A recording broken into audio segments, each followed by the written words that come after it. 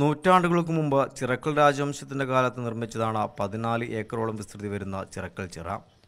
ഒരിക്കലും വറ്റാത്ത ചിറ മാലിന്യങ്ങൾ തള്ളിയും നഗരത്തിലെ ഓടകളുടെ മലിനജലം ഒഴുകിയെത്തിയും നാശോന്മുഖമായി. ചിറയിൽ വെള്ളം സംരക്ഷിച്ചു നിർത്തുകയാണ് എങ്കിൽ 40 കിലോമീറ്ററോളം ദൂരത്തിൽ ഭൂഗർഭജലം താഴാതെ നിലനിർത്താൻ കഴിയുമെന്നാണ് വിദഗ്ധരുടെ അഭിപ്രായം. പ്രഖ്യാപനങ്ങളുടെ വാരാഘോഷവും ഉദ്ഘാടനവുമല്ലാതെ ഒന്നും ചെയ്യാൻ കഴിഞ്ഞിട്ടില്ലെന്ന് ജനപ്രതിനിധികളും സമ്മതിക്കുന്നു. നിരവധി വട്ടം ഗവൺമെൻറ് സമീപിച്ചിരുന്നു. ഇത് ഒന്ന് മാലിന്യ നിർമ്മാർജ്ജനം ചെയ്യണം. ഒരുപക്ഷെ നമ്മുടെ കണ്ണൂർ ജില്ലയിലേക്ക് വേണ്ടുന്ന വെള്ളത്തിൻ്റെ സ്രോതസ് പോലും അവിടെയുണ്ട്.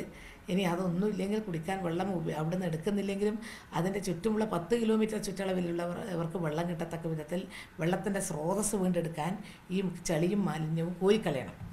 അപ്പോൾ അതിനാവശ്യമായ വിധത്തിൽ അതിൻ്റെ ഒരു എസ്റ്റിമേറ്റൊക്കെ നമ്മൾ കഴിഞ്ഞ കലക്ടർ പോകുന്നതിന് മുമ്പ് തന്നെ ഉണ്ടാക്കിയിരുന്നു.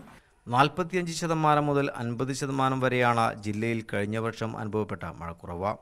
കൃത്രിമ മഴ പെയ്യിക്കാനും മഴക്കുഴികൾ നിർമ്മിക്കാനും പണം ചെലവഴിക്കുന്ന സർക്കാർ ഇത്തരം ജലാശയങ്ങളിൽ ശാസ്ത്രീയമായ രീതിയിൽ സംരക്ഷിക്കുകയാണെങ്കിൽ അതിൽ വരൾച്ചയെ നേരിടുന്നതിന് ഒരു പരിധിവരെ സഹായമാകും.